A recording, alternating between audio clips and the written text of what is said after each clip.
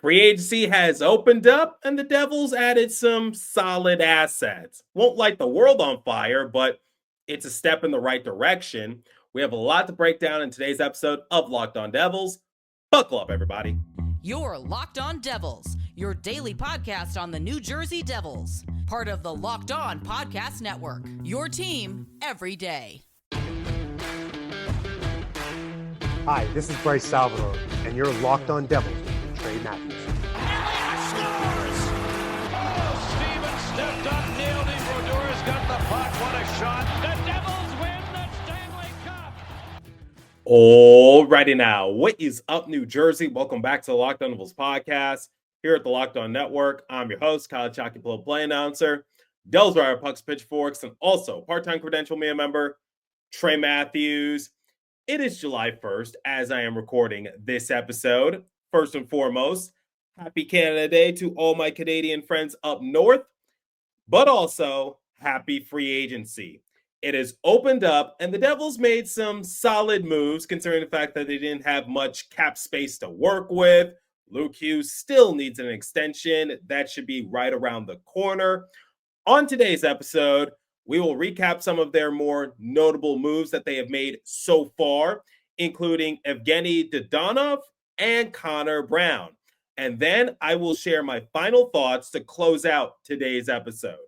Let's start with the first and arguably most surprising move, and that's Jake Allen. To open up free agency, the Devils announced that they had re-signed Jake Allen long-term.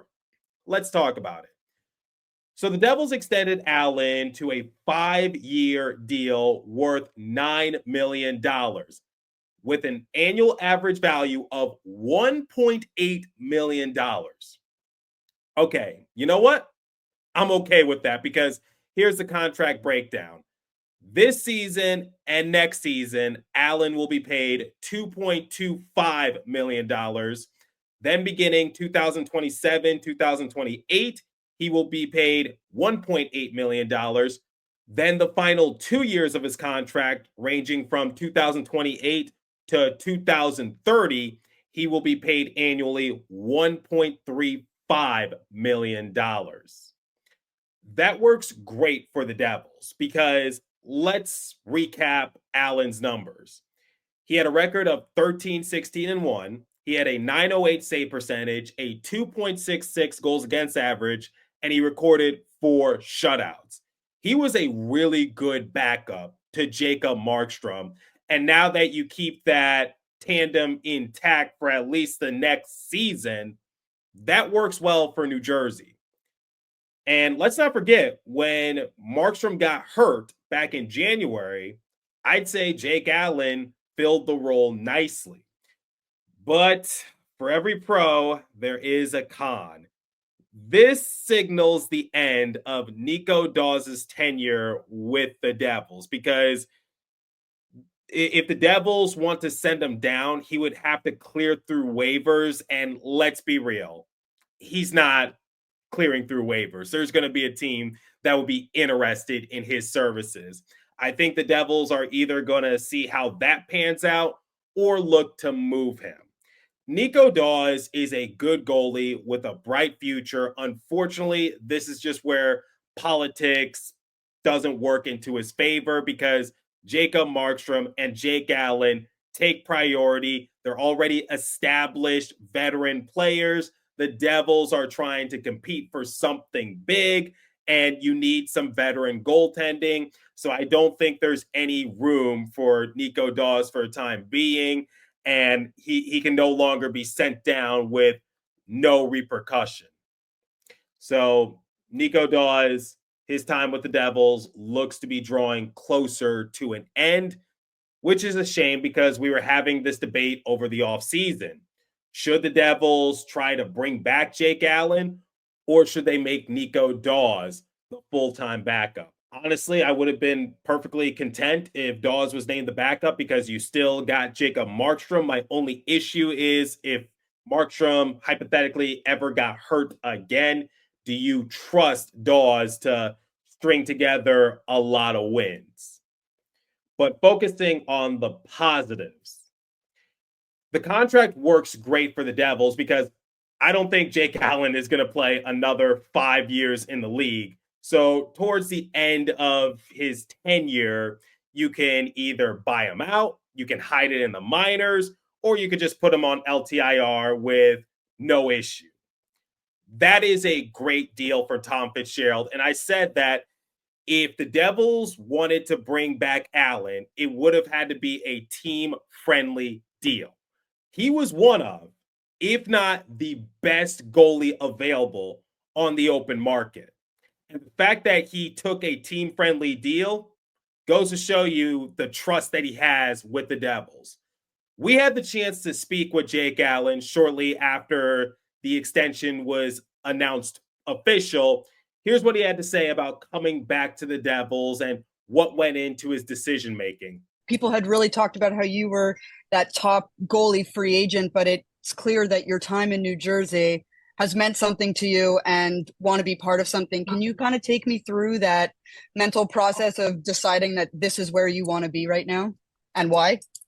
Yeah, obviously this is my first time going through potential free agency. Glad I didn't get there. I think from the get-go at the end of the season, the ideal world would to find a way to something work with Jersey, and it took a little bit of time. Obviously, it's the business. There's no ill will. It's just business, and we found a way to make it work. And obviously, for my year and a half, I guess, spent with the Devils, opened my eyes really to something that a little bit unsure of coming in. It's a good organization, great group of guys. Headed in the right direction, and that was important for me also to be on a good team.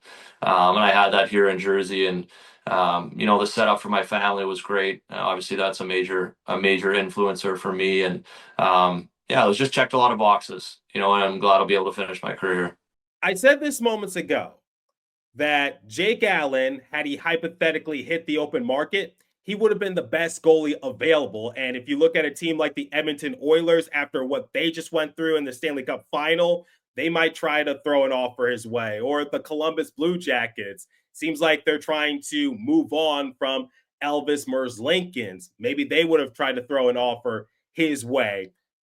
There were rumors saying that Allen would have been offered $5 million annually. And I'm just like, yeah, Jake Allen is going to leave the Devils. He's going to go where the grass is greener because he's going to earn himself a bag. But I'm glad that he took the hometown discount. I had the chance to ask him, did he ever consider hitting the open market? Here's what he had to tell me.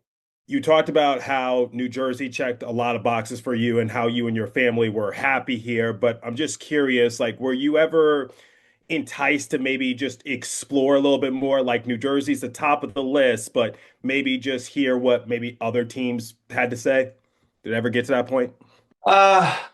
There's definitely thoughts as it got closer to free agency, but Jersey was always a priority. And, that's just the nature of the business. We're all in right now. Is some things take almost right up till the last few hours to get done. But yeah, there's definitely thoughts, but at the same time, at this point in my career and this point in my life, I just thought that this was the right fit, and, be able to stay here for this amount of time, with the group that we have, with the direction the team's going, with the setup for my family. Like you just said, it checked all the boxes, but there's definitely some times where you're sitting there without a contract wondering, oh man, maybe who knows where I'm going to be, right? It's just normal. It's a reality. It's a realistic thought. But at the same time, you always in the back of your mind that hopefully there'll be some way to work it out with the Devils. And I'm glad the last minute we could find a way to do it. Based on what Allen informed us, here are my thoughts on the matter. One, I think Allen is very happy with the Devils organization. Two, he understands his roles and capabilities at his age. I think I heard Frank Saravelli talk about this on one of his platforms. He said that when it comes to Jake Allen, he's a good backup where he's at in his career. But if he were to go to a team like the Oilers and be the main guy, would he still see that same success? And Allen has something good in New Jersey. Why give that up? Because he's already a champion, and that rolls into my next point, which is since he's already a champion, what does he need to chase? He won a Stanley Cup with the St. Louis Blues back in 2019. So it's not like at his old age, he's like looking for the best available team to help him win a Stanley Cup. In fact, it seems like he believes in the Devils and what Tom Fitzgerald is trying to orchestrate here in order to someday be a Stanley Cup team. Which leads to my final point. The Devils are trying to strive for something bigger. That's why they decided to bring back Jake Allen and maybe part ways with Nico Daws in the not so distant future. I'm happy that Jake Allen is back because I thought the only way for the Devils to bring him back was to maybe buy out Andre Palat's contract, use the money you saved from that deal, and then offer him some sort of deal for 2 years. But nope, Jake Allen is going to be here for the next few seasons. And towards the end of his contract, when Father Time does catch up to him, you can either buy him out, bury his contract in the minors, or just put him on LTIR. Seems like Tom Fitzgerald took a page out of Bill Zito's playbook. So welcome back, Jake the Snake. I'm glad that the Devils are sticking with their goalie tandem of Jacob Markstrom and Jake Allen. It was really good this past season, and hopefully we can see a lot more in the years to come. Okay, we're going to talk about some of the other moves that Tom Fitzgerald made to kick off free agency. But before we continue, let me tell you guys about Monarch Money. Ever wish managing your money it felt easier? With Monarch Money, it can be. Whether you're growing your savings or planning a big purchase, Monarch puts you in the driver's seat. It's like having your personal CFO, giving you full visibility and control over your finances. Monarch Money is more than just a budgeting app. It's a complete financial command center. You can track all your accounts, investments, and spending in one place. So in addition to managing your money, you're also building wealth. What was one surprising thing that I noticed when I started to track my spending with Monarch? Well, I realized just how much I was ordering takeout. Now that I have Monarch, I was able to cut back on that a little bit and save myself some money. Take control of your finances with Monarch Money. Use code LOCKEDONNHL at monarchmoney.com for 50% off your first year. That's monarchmoney.com, code LOCKEDONNHL for half off your first year. Okay, let's talk about some other signings that the Devils made to kick off free agency. Let's start with Connor Brown. The Devils signed Connor Brown to a 4-year, $12 million contract, average annual value $3 million. Brown last played for the Oilers, so he's fresh off of a Stanley Cup final appearance. While with the Oilers, he racked up 13 goals, 9th on the team, 17 assists, 9th on the team, for a grand total of 30 points, 8th, a plus-minus rating of +9, 8th. He had 26 takeaways, 7th, a 1.1 offensive point share rating, 12th, a 1.6 defensive point share rating, 12th, and he had a point share rating of 2.7, 11th. And he had an expected goals for rating of 40.5, 11th on the Oilers roster. Solid numbers, nothing spectacular, but when you're teammates with Connor McDavid, Leon Draisaitl, Zach Hyman, Evan Bouchard, of course you're not really going to be the driving force of that offense. What can we expect from Brown? Well, he can be used in a variety of roles on the Devils. He is very much a plug-and-play winger, has proven capable of putting up very good numbers at lower levels, thanks largely to good offensive instincts, is also pretty resilient and somewhat tenacious in his approach, does not have ideal size. He only stands 6 feet tall. As a result, he could stand to add more bulk and become stronger. Who does that remind me of? It's on the tip of my tongue. All right, Jack Hughes a little bit.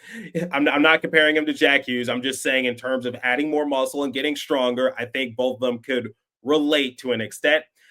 He can be used in any game situation and is an asset when playing with elite offensive talent.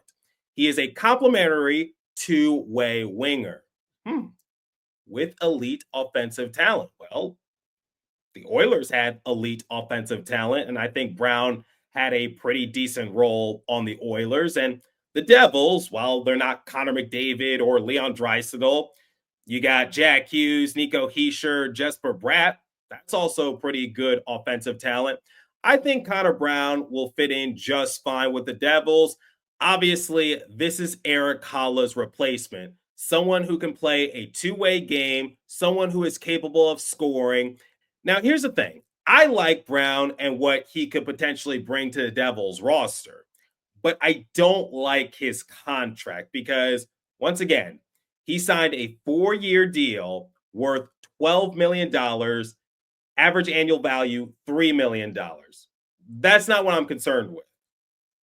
The first 2 years, he has a full-blown no trade clause. The final 2 years, he has a modified no trade clause. Was that a deal breaker or something? Hasn't Tom Fitzgerald learned his lesson after Eric Halla? Why are you giving so many players no trade clauses? Because I'm not trying to manifest this at all. I'm just saying hypothetically, what if Brown doesn't work out? What if it ends up like a Eric Halla situation where he gets off to a good start, but he starts to fall off as the years progress? Then you're kind of in a pickle and he has trade protection. That's what got the Devils in trouble earlier this year during the trade deadline period. I said I didn't anticipate for the Devils to make a big move because so many of their players had trade protection. What are you going to do? How are you going to get some of those players off the books? Once again, not manifesting, just presenting a possible scenario. So I like Brown as a player. I think he's going to be good at replacing Eric Halla's role. His contract, I'm a little indifferent about it. I don't like the trade protection, but if that was the deal breaker, you got to do what you got to do. All right, let's talk about a surprising signing, if you ask me, and that is Evgenii Dadonov. He signed a 1-year deal worth $1 million plus performance bonus. You wanted depth scoring? Dadonov will provide some depth scoring. This past season with the Stars, he had 20 goals, 6th on the team, 20 assists, 9th, 40 points, 8th. He had 5 power play goals, 5th, 2 power play assists, giving him a grand total of 7 power play points. He had 39 blocks, 5th among Stars forwards. He had an offensive point share rating of 2.8, 8th, a 4.0 defensive point share rating, 10th, giving him a point share rating of 6.8. He had an expected goals for rating of 42.2, 10th on the team. Funny little note, Dadonov has worn 63 throughout his entire career, and as we all know, Jesper currently rocks number 63 for the Devils. I think it would take about 10 Rolex watches for Bratter to relinquish that number to Dadonov. I don't think it'll ever happen. Jesper's one of the star players for the Devils. Dadonov is going to have to switch his jersey number. It's just so interesting to talk about because I know a lot of people wanted Brad Marchand to join the Devils, and Marchand wears number 63. If it was Marchand joining the Devils, I think it would be a different story. But for Dadonov, he's going to have to find a different number. Here's what I dug up about Dadonov. The Russian forward improved markedly after returning to the NHL following a stint in the KHL. He's very dangerous with the puck, owns a good shot, and knows how to get it off quickly and accurately. Also, he complements other skilled forwards as well. Skilled forwards. You got Jack Hughes, Nico Hischier, Jesper Bratt. Just saying. His biggest problems come when the opposition has the puck. He is often a defensive liability and lacks the size to win puck battles on a consistent basis. He is a skilled complementary winger. The Devils already have a good defense, so you can hide Dadonov a little bit. I'm not really concerned about his defensive capabilities, but the Devils were in desperate need of depth scoring. According to Daniel Moya of the Hockey Writers, he said Dadonov and Brown had 17 combined 5-on-5 goals after January 1st. The Devils got a combined total of 10 5-on-5 goals from 6 lineup regulars after that date, most of who won't be returning. Immediate improvement. Look, I know a lot of people wanted to see the Devils swing for the fences, and I'm no exception. But the main goal for Tom Fitzgerald and company was to get depth scoring, and they did that. You got Brown to replace Hala and Dadonov to give you more depth scoring. I think it's a good start for the Devils. Hopefully, Tom Fitzgerald has a few more tricks up his sleeve. When this episode goes live, he is set to speak to the media a little later in the morning. So hopefully, he confirms that there's some other stuff in the works. All right, some other moves that the Devils made on July 1st. They re-signed Mark McLaughlin. They re-signed Dennis Cholowski. They signed Angus Crookshank. Man, that is an interesting name right there. I think Bill Spaulding and Matt Loughlin, they're going to have a grand old time pronouncing that name on air. That's a unique name. And I don't know if anyone saw Crookshank's Instagram post, but I think he's going to win over a lot of Devils fans. The Devils also signed Kalen Addison. Those are some of the smaller moves that they made. I focused more on their bigger acquisitions. So far, Tomas Tatar playing overseas, Eric Hala back in Nashville. Ryan Dumoulin signed a new deal with the LA Kings. Congratulations to him. He really showed out in the playoffs, and now he gets to head back to the Golden Coast out in California. Remember, the Devils acquired him from Anaheim. I don't think he had to unpack his bags. I think his family might still be out there. Justin Dowling to the Rangers, so he stays out east. Nathan Bastian, Daniel Sprong, and Curtis Lazar remain on the open market. I don't think they're going to return. I'm open to bring back Curtis Lazar, but that obviously is not a priority. All right, here's the big question. Did the front office do enough to satisfy the Devils' discourse? Like I said earlier in the episode, they didn't really have much cap space to work with. According to James Nichols, they have about $8.82 million remaining in cap. So I would say, given the circumstances, I think they did a decent job. Obviously, it's not really going to capture that many headlines. I know a lot of people wanted to see maybe a bigger named player. I think I saw some discussions on Brad Marchand, Sam Bennett, Mitch Marner, but I even said it on my platform that if the Devils didn't free up enough money, they had little to no shot of getting any of those players. I don't know how the Panthers and Bill Zito were able to free up that much money. It seems like they have unlimited money, like they're in Grand Theft Auto, to be able to retain most of their big name assets, but they did it. And whether or not they're able to win another cup, only time will tell. I think they got one more in them. Will they three-peat? That's going to be really hard, but getting back on track, after we saw the official news that Mitch Marner was going to Vegas in a sign and trade scenario, after we saw Florida retain their big name players, the market was drying up for Tom Fitzgerald, but I think he made the most of what he was given. I still think the Devils need to make a few more moves. I would like for them to move on from Andre Palat and his contract. His no movement clause shifts over to a modified no movement clause.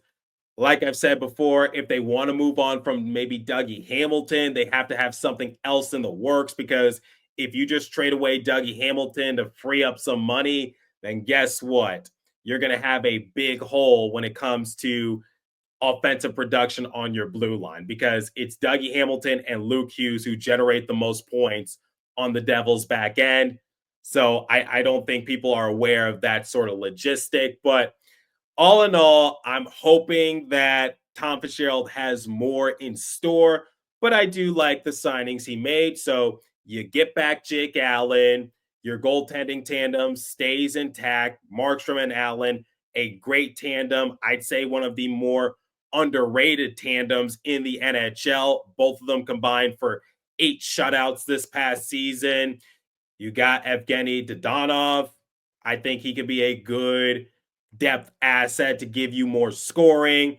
Connor Brown literally made a trip to the Stanley Cup final with the Oilers. I think he could definitely give you some two-way play. And I think the Devils are going to get Cody Glass back. So I think they're heading in the right direction. I'll just say that. But let me know your thoughts. What did you think of the moves that the Devils made July 1st to kick off free agency? I don't think the Devils are going to get all that much in the open market. I think they're going to look to the trade market to see if they can maybe get a bigger name player. Let me know your thoughts down below. If you're watching on YouTube, if you're listening on podcast streaming service, hit me up on my personal X Page app at TreyMatt4 or the show's X Page app at Locked On Devils.